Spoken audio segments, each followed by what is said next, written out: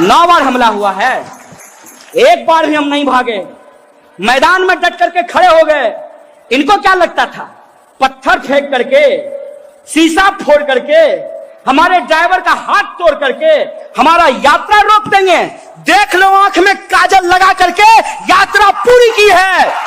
ये गणतंत्र हम इसलिए बचाना चाहते हैं कि एक जूता सिलने वाले का बच्चा भी अपने टैलेंट के बदौलत बीसीसीआई का सेक्रेटरी बन सके और उसको इस बात का अफसोस नहीं हो, उसको इस बात का अभिमान हो कि हमारा बाप तरीपार नहीं था, हमारा बाप दंगाई नहीं था।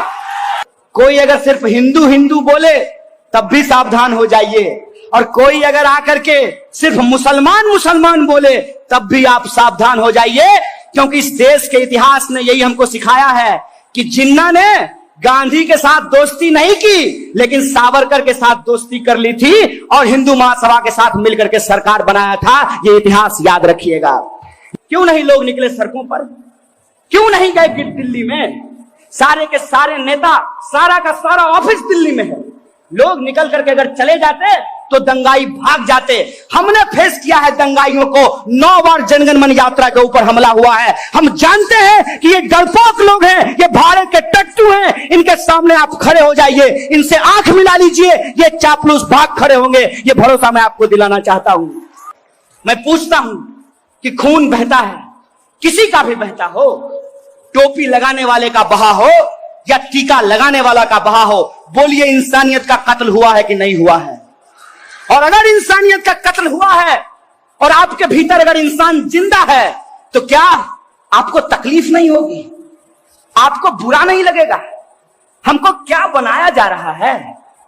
अगर गांव में कोई मर जाता था, चाहे वो किसी जाति या धर्म का हो, पूरे गांव में खाना नहीं बनता था। बोलिए ऐसा होता था कि नहीं होता था? बताइए। दंगा भड़का करके, भड़काऊ भाषण दे करके कपिल मिश्रा के ऊपर देशद्रोह का मुकदमा नहीं किया गया है, लेकिन इस देश में अगर आप सच बोलिएगा तो आपके ऊपर देशद्रोह का मुकदमा कर दिया जाएगा। कि आज किस तरह की राजनीतिक परिस्थिति देश के भीतर पैदा की गई है कि अगर आप सरकार की बात से सहमत हैं तो सही, अगर आप सरकार की बात से सहमत नहीं है तो आपको देशद्रोही कहा जाएगा। सरकार ने तमाम अपनी चीजों को गुमराह करने के लिए, जो उनकी असफलता है उसको गुमराह करने के लिए रोज हमारे बीच में एक नया एजेंडा फेंकती है। अभी एजेंडा क्या आया है कि सीएए के समर्थन में और सीएए के विरोध में रैलियां हो रही है। एक बात आप मुझे बताइए कि कोई कानून जब पास हो गया है तो उस कानून के समर्थन में रैली निकालने की क्या जरूरत है? वो कानून ऑलरेडी पास हो चुका है। जिसको उस कानून से दिक्कत है वो लोग उस कानून का विरोध करेंगे। असल मसला क्या है? मसला यह है कि दिन रात जो हमारे टेलीविजन पर और हमारे व्हाट्सएप ग्रुप में नफरत फैलाई जा रही है, उस नफरत को इस देश के गली मोहल्लों में ये उतारना चाहते हैं।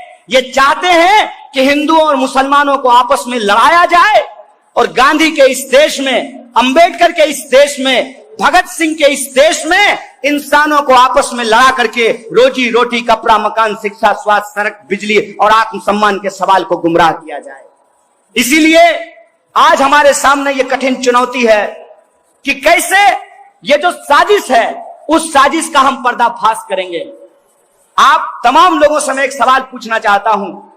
भाजपा के मित्र कहते हैं कि जो सीएए का विरोध कर रहे हैं वो इस देश में हिंदुओं को नागरिकता देने के खिलाफ हैं। तो मैं आपसे एक सवाल पूछना चाहता हूं, क्या आप सब लोग, बिहार के लोग, जो ये बुद्ध की धरती है, महावीर की धरती है, इस धरती पर रहने वाले लोग किसी भी धर्म को, ये गुरु गोविंद सिंह की भी धरती है, ये मौलाना मजरुल हक की भी धरती है, ये पीर अली की भी धरती है, इस धरती पर क्या आप किसी भी इंसान को, किसी भी धर्म के इंसान को नागरिकता देने के खिलाफ है क्या? हाथ उठा करके जोर से बोलिए। तो ये झूठ क्यों बोला जा रहा है? हम किसी को नागरिकता देने के खिलाफ नहीं है, बल्कि नागरिकता देने के नाम पर एनआरसी और एनपीआर की साजिश के द्वारा इस देश के लोगों को जो नागरिकता छीनने की तैयारी की जा रही है उसकी मुखालफत कर रहे हैं, उसका विरोध कर रहे हैं। और हमारी विरोध को, हमारी लड़ाई को कमजोर करने के लिए ये जो अपने आप को दादा समझते हैं ना दिल्ली में बैठ करके, ये शाहीन बाग की दादियों से डर गए हैं और उसको बदनाम करने के लिए दिन रात नफरत लोगों के बीच में फैलाया जा रहा है। ये नफरत लगातार लोगों के बीच में ले जाया जा रहा है ताकि इस देश के लोगों के जो बुनियादी सवाल हैं उसको गुमराह कर दिया जाए। अभी आपको पता चला कि देश में 45 साल में सबसे ज्यादा बेरोजगारी है और पिछले 5 साल में 3 करोड़ 16 लाख लोगों की नौकरियां चली गई है। और नौकरियां नहीं मिलने के दबाव में यह आंकड़ा आ चुका है कि हर घंटे एक नौजवान आत्महत्या कर रहा है। मैं अपने नौजवान दोस्तों से अपील करना चाहता हूं कि दोस्त, अपने भाग्य को कोस करके हम आत्महत्या नहीं करेंगे, बल्कि हमारा कैरियर छीन करके अपने बेटे का कैरियर बनाने वाले इस तरीपार से सवाल का जवाब मांगेंगे, इसके खिलाफ ये लड़ाई लड़ेंगे। आप सोचिए कि कितनी चालाकी से इस देश में गांधी जिंदाबाद कहने वाले लोगों को आज देशद्रोही कहा जा रहा है और गोडसे जिंदाबाद कहने वाले लोगों को पार्लियामेंट में बिठा दिया गया है। खुलेआम लोगों को भड़काने वालों के ऊपर एफआईआर नहीं किया जाता है और जब एफआईआर करने का निर्देश माननीय उच्च न्यायालय देती है तो उस जज का ट्रांसफर कर दिया जाता है। आप देखिए कि खुलेआम इस देश के भीतर क्या किया जा रहा है, देश के भीतर क्या किया जा रहा है। खुलेआम इस देश के भीतर धीरे धीरे लोगों के जो संवैधानिक अधिकार हैं उनके संवैधानिक अधिकारों को छीनकर इंसानों को गुलाम बनाने की साजिश रची जा रही है। आप देखिए कि आज इस देश में एक ही वर्ग के लोग हैं जो सीए, एनआरसी और एनपीआर का विरोध कर रहे हैं और जो वर्दी पहन करके इस देश की सेवा कर रहे हैं वो एक ही क्लास के लोग हैं, एक ही वर्ग के लोग हैं। उनको कैसे आपस में लड़ाया जा रहा है। मैं एक सवाल पूछना चाहता हूं कि गृह मंत्री साहब को पेंशन नहीं हो, उसको इस बात का अभिमान हो कि हमारा बाप तरीपार नहीं था, हमारा बाप दंगाई नहीं था। कोई अगर सिर्फ हिंदू हिंदू बोले तब भी सावधान हो जाइए और कोई अगर आकर के सिर्फ मुसलमान मुसलमान बोले तब भी आप सावधान हो जाइए, क्योंकि इस देश के इतिहास ने यही हमको सिखाया है कि जिन्ना ने गांधी के साथ दोस्ती नहीं की लेकिन सावरकर के साथ दोस्ती कर ली थी और हिंदू महासभा के साथ मिलकर के सरकार बनाया था। ये इतिहास याद रखिएगा। क्यों नहीं लोग निकले सड़कों पर, क्यों नहीं गए दिल्ली में? सारे के सारे नेता, सारा का सारा ऑफिस दिल्ली में है। लोग निकल करके अगर चले जाते तो दंगाई भाग जाते। हमने फेस किया है दंगाइयों को, 9 बार जनगण मन यात्रा के ऊपर हमला हुआ है। हम जानते हैं कि ये डरपोक लोग हैं, ये भारत के टट्टू हैं। इनके सामने आप खड़े हो जाइए, इनसे आंख मिला लीजिए, ये चापलूस भाग खड़े होंगे। ये भरोसा मैं आपको दिलाना चाहता हूं। मैं पूछता हूं कि खून बहता है, किसी का भी बहता हो, टोपी लगाने वाले का बहा हो या टीका लगाने वाला का बहा हो, बोलिए इंसानियत का कत्ल हुआ है कि नहीं हुआ है? और अगर इंसानियत का कत्ल हुआ है और आपके भीतर अगर इंसान जिंदा है तो क्या आपको तकलीफ नहीं होगी? आपको बुरा नहीं लगेगा? हमको क्या बनाया जा रहा है? अगर गांव में कोई मर जाता था, चाहे वो किसी जाति या धर्म का हो, पूरे गांव में खाना नहीं बनता था। बोलिए ऐसा होता था कि नहीं होता था? बताइए। दंगा भड़का करके, भड़काऊ भाषण दे करके कपिल मिश्रा के ऊपर देशद्रोह का मुकदमा नहीं किया गया है, लेकिन इस देश में अगर आप सच बोलिएगा तो आपके ऊपर देशद्रोह का मुकदमा कर दिया जाएगा। कि आज किस तरह की राजनीतिक परिस्थिति देश के भीतर पैदा की गई है कि अगर आप सरकार की बात से सहमत हैं तो सही, अगर आप सरकार की बात से सहमत नहीं है तो आपको देशद्रोही कहा जाएगा। सरकार ने तमाम अपनी चीजों को गुमराह करने के लिए, जो उनकी असफलता है उसको गुमराह करने के लिए रोज हमारे बीच में एक नया एजेंडा फेंकती है। अभी एजेंडा क्या आया है कि सीएए के समर्थन में और सीएए के विरोध में रैलियां हो रही है। एक बात आप मुझे बताइए कि कोई कानून जब पास हो गया है तो उस कानून के समर्थन में रैली निकालने की क्या जरूरत है? वो कानून ऑलरेडी पास हो चुका है। जिसको उस कानून से दिक्कत है वो लोग उस कानून का विरोध करेंगे। असल मसला क्या है? मसला यह है कि दिन रात जो हमारे टेलीविजन पर और हमारे व्हाट्सएप ग्रुप में नफरत फैलाई जा रही है, उस नफरत को इस देश के गली मोहल्लों में ये उतारना चाहते हैं। ये चाहते हैं कि हिंदुओं और मुसलमानों को आपस में लड़ाया जाए और गांधी के इस देश में, अंबेडकर के इस देश में, भगत सिंह के इस देश में इंसानों को आपस में लड़ा करके रोजी रोटी, कपड़ा, मकान, शिक्षा, स्वास्थ्य, सड़क, बिजली और आत्मसम्मान के सवाल को गुमराह किया जाए। इसीलिए आज हमारे सामने ये कठिन चुनौती है कि कैसे ये जो साजिश है उस साजिश का हम पर्दाफाश करेंगे। आप तमाम लोगों से मैं एक सवाल पूछना चाहता हूं।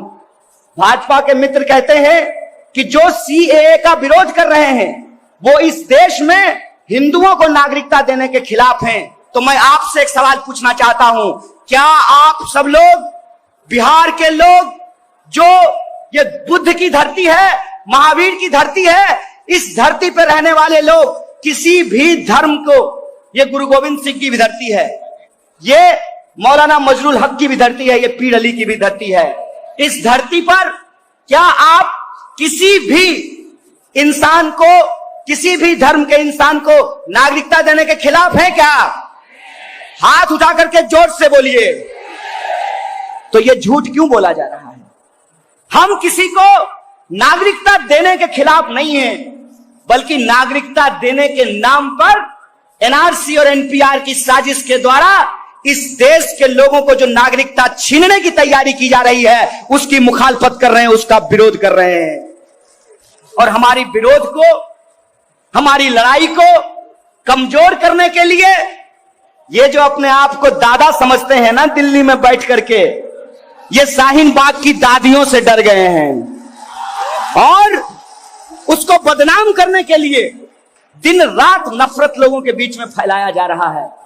ये नफरत लगातार लोगों के बीच में ले जाया जा रहा है ताकि इस देश के लोगों के जो बुनियादी सवाल हैं उसको गुमराह कर दिया जाए। अभी आपको पता चला कि देश में 45 साल में सबसे ज्यादा बेरोजगारी है और पिछले 5 साल में 3 करोड़ 16 लाख लोगों की नौकरियां चली गई है। और नौकरियां नहीं मिलने के दबाव में यह आंकड़ा आ चुका है कि हर घंटे एक नौजवान आत्महत्या कर रहा है।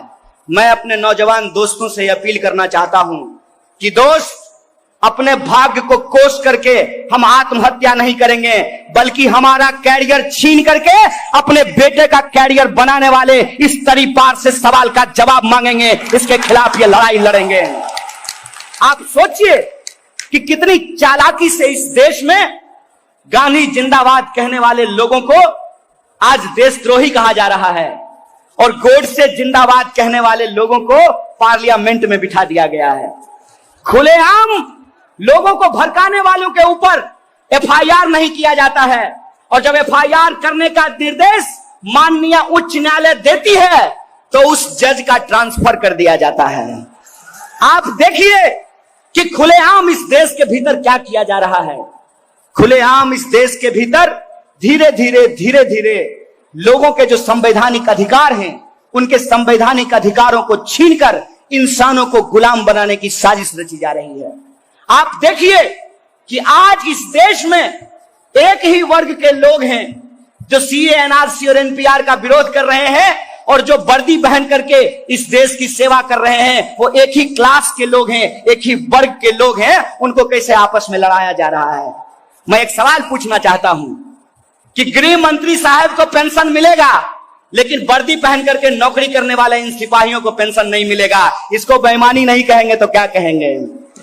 मैं ये सवाल पूछना चाहता हूं कि हमारे बच्चों के हाथ में आप पत्थर थमा देना चाहते हैं, हमारे नौजवानों के हाथ में आप रॉड थमा देना चाहते हैं और अपने बेटा को बीसीसीआई का सेक्रेटरी बना देना चाहते हैं।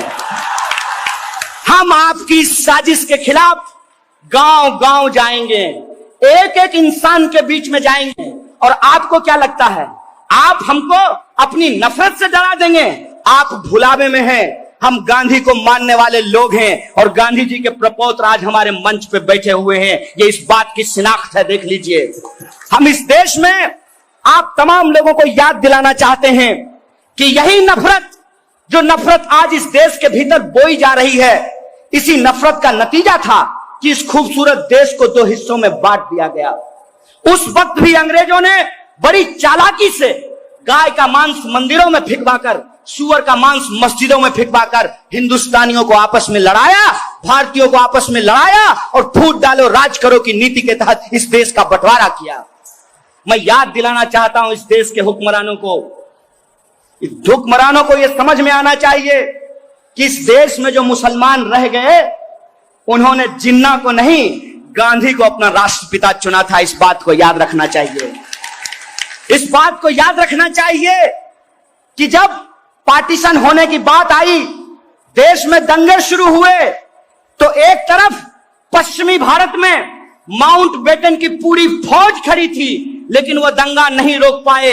अकेला महात्मा गांधी, वो बापू, वो अर्धनग्न फकीर, ईस्ट भारत का दंगा भूख हड़ताल से रोक दिया था। इस देश ने हमेशा गांधी को अपनाया है। मुझे अफसोस है कि आज अगर गांधी दिल्ली में होते तो नॉर्थ ईस्ट दिल्ली जल नहीं रहा होता। अगर नॉर्थ ईस्ट दिल्ली जल नहीं रहा होता तो राहुल की भी जान नहीं जाती और नाजिम की भी जान नहीं जाती। कोई मां अपना बच्चा नहीं खोता, कोई पत्नी अपना शौहर नहीं खोता, और किसी बच्चे के सर से उसके बाप का साया नहीं छिन जाता। मैं बार बार कहता हूं कि इस देश की सरकार ने गोडसे को चुन लिया है। इस देश की जनता को तय करना है कि उसको गोडसे के साथ जाना है कि गांधी के साथ जाना है। बोलिए, किसके साथ जाने के लिए तैयार हैं? अगर गांधी के साथ जाने के लिए तैयार हैं तो नेता की तरह मैं लफाजी नहीं कर रहा हूं। मुझे लफाजी करके, चाटुकारिता करके और वोट की गिनती करके प्रधानमंत्री नहीं बनना है। इस बात को याद रखिएगा। कुछ लड़ाइयां इसलिए लड़ी जाती हैं कि उससे चुनाव नहीं जीते जाते हैं, उससे इतिहास बनाया जाता है। और आप तमाम लोग जो आज पटना के गांधी मैदान में हैं, आप इस देश में एक इतिहास रच रहे हैं। इस बात को याद रखिएगा। इस देश को जब जरूरत है कि हम गांधी के रास्ते पे चलें, और वही रास्ता, वही पथ हम लोगों को एक मुक्ति का रास्ता दिखाएगा। आज के डेट में, आज की तारीख में हमको अंबेडकर की समानता की जरूरत है, गांधी की महानता की जरूरत है, और भगत सिंह की बहादुरी की जरूरत है, निडरता की जरूरत है। इस बात को हमको याद रखना चाहिए।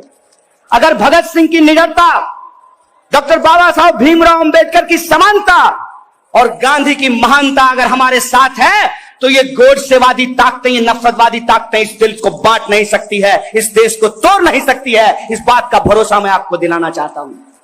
गांधी ने धर्म के आधार पर देश की बांटने की साजिश को बखूबी समझा था। इसीलिए गांधी ने कहा था, रघुपति राघव राजा राम, पतित पावन सीताराम, ईश्वर अल्लाह तेरो नाम, सबको सन्मति दे भगवान। और आज अगर गांधी जिंदा होते तो इसी गाने के साथ वो ये बात जोड़ते, रघुपति राघव राजा राम, पतित पावन सीताराम, ईश्वर अल्लाह तेरो नाम, सबको सन्मति दे भगवान, सबको शिक्षा, सबको काम, रोटी कपड़ा और मकान, सब इंसान को मिले बराबर का आत्मसम्मान। इस गाने में ये बात जोड़ी जाती, ये बात जोड़ी जाती कि क्यों ऐसा हो रहा है कि एक तरफ देश में बेरोजगारी बढ़ रही है, हर घंटे नौजवान आत्महत्या करने को विवश है, खेत में किसान मर रहे हैं, सीमा पे जवानों की शहादत हो रही है।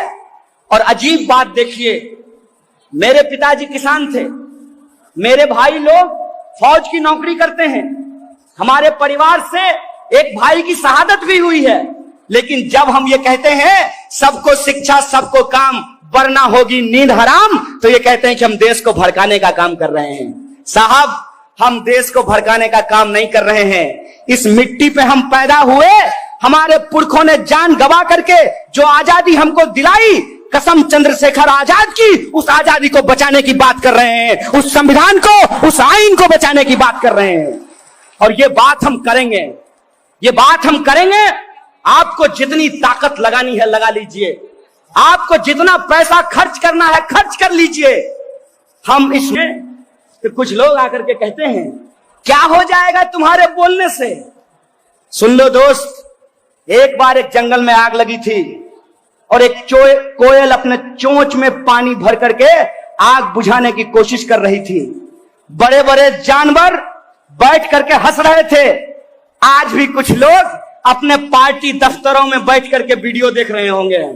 याद रखिएगा, ये आग बुझेगी और आपका नाम आग लगाने वालों में और हमारा नाम आग बुझाने वालों में लिखा जाएगा। इस बात को याद रखिएगा।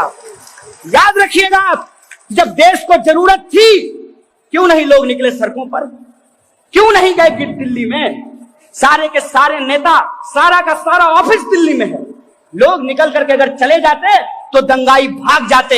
हमने फेस किया है दंगाइयों को। 9 बार जनगण मन यात्रा के ऊपर हमला हुआ है। हम जानते हैं कि ये डरपोक लोग हैं, ये भारत के टट्टू हैं। इनके सामने आप खड़े हो जाइए, इनसे आंख मिला लीजिए, ये चापलूस भाग खड़े होंगे। ये भरोसा मैं आपको दिलाना चाहता हूं।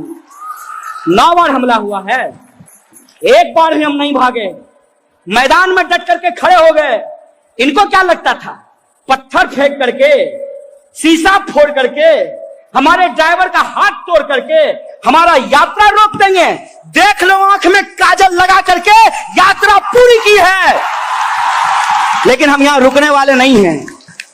हम यहां रुकने वाले नहीं हैं, क्योंकि मैंने आपको कहा कि लोगों को और नेताओं को पॉलिटिकल स्टंटबाजी से बाहर निकलना पड़ेगा, अपने चुनावी गुनागणित से बाहर निकलना पड़ेगा और यह समझना पड़ेगा कि आज अगर इस देश का बच्चा बच्चा आजादी का नारा लगा रहा है, इसका मतलब सचमुच जो आजादी हमको 47 में मिली थी, आज उसके ऊपर हमला है, उस पर खतरा है और उसको बचाने के लिए, गुलामी को हराने के लिए हमको आजादी के नारे को बुलंद करते रहना पड़ेगा। और जब नारा लगाते हैं तो मंत्री जी कहते हैं किस चीज से आजादी चाहिए? अरे आपकी बेईमानी से आजादी चाहिए साहब, आप ही की बेईमानी से आजादी चाहिए। हम आपसे पूछना चाहते हैं, आपकी बेटी तो ऑक्सफोर्ड में पढ़ती है, आपका बच्चा तो कैम्ब्रिज में पढ़ता है, आपका बच्चा तो अमेरिका में पढ़ता है, और हमारे घर के बच्चे जो मगध यूनिवर्सिटी में पढ़ते हैं, वीर कुंवर सिंह यूनिवर्सिटी में पढ़ते हैं, उनको 3 साल का बीए 5 साल में कराते हैं। लाज नहीं लगता है? वो है लाज? मिलाइए जनता से आंख, दीजिए जवाब। एक नौकरी करने वाला इंसान पूरी जिंदगी मेहनत करता है, तब जाकर के पक्का मकान बना पाता है। बेटा बेटी को पढ़ा करके बेटी का शादी करता है तो उसका सारा पीएफ का पैसा खत्म हो जाता है। बशीर बद्र साहब ने कहा है, लोगों की उम्र बीत जाती है एक मकान बनाने में, तुम्हें शर्म नहीं आती बस्तियां जलाने में? और तुम बस्तियां जला रहे हो, इंसानों को आपस में बांट रहे हो, कैलकुलेट कर रहे हो कि प्रो सीएए और एंटी सीएए का पोलराइजेशन क्या होगा। ये प्रो सीएए और एंटी सीएए का पोलराइजेशन नहीं है। एक तरफ गांधी, अंबेडकर और भगत सिंह को मानने वाले लोग हैं और दूसरी तरफ ट्रंप का तलवार चाटने वाले गुलाम हैं। इनकी गुलामी हम बर्दाश्त नहीं करेंगे। ये देश हमारा है और इस देश के संविधान की प्रस्तावना में कहा है कि भारत एक संपूर्ण प्रभुत्व संपन्न राज्य है। और जब संपूर्ण प्रभुत्व संपन्न राज्य है तो क्या अमेरिका, क्या रसिया, क्या चाइना, क्या जर्मनी, हम किसी की गुलामी बर्दाश्त नहीं करेंगे। हम भारत के लोग हैं, आजाद देश में पैदा हुए हैं, अपनी आजादी के साथ अपनी जिंदगी को जिएंगे। ये बात इनकी आंखों में खटकता है। इनको लगता है कि हर किसी के हाथ में आज मोबाइल है और कोई भी लड़का जिसको कोई नहीं पहचानता है वो टिकटॉक स्टार बन सकता है। हर लड़के के हाथ में आज इंस्टाग्राम है, जिसको कोई पहचान नहीं मिली, क्लास में जिसको मॉनिटर नहीं बनाया गया, आज भी हो सकता है कि इंस्टाग्राम पे उसके 50,000 फॉलोवर हों। और रेस्टोरेंट वाले उसको फोन करते हो कि ये भैया हमारे रेस्टोरेंट में आ जाइए ना, एक प्लेट खा करके फोटो डाल दीजिएगा, 10,000 रुपया हम आपको दे देंगे। ये जो मोबाइल है, ये मोबाइल हमारी ताकत है। इस मोबाइल ने हमको इंपावर्ड किया है, हमको शक्तिशाली बनाया है। देखिए बेईमानों को कि कितनी चालाकी से ये शक्ति आज हमारे हाथ से छीन लिए हैं। उसी मोबाइल का इस्तेमाल करके नीरज और नसीम को आपस में लड़ा रहे हैं।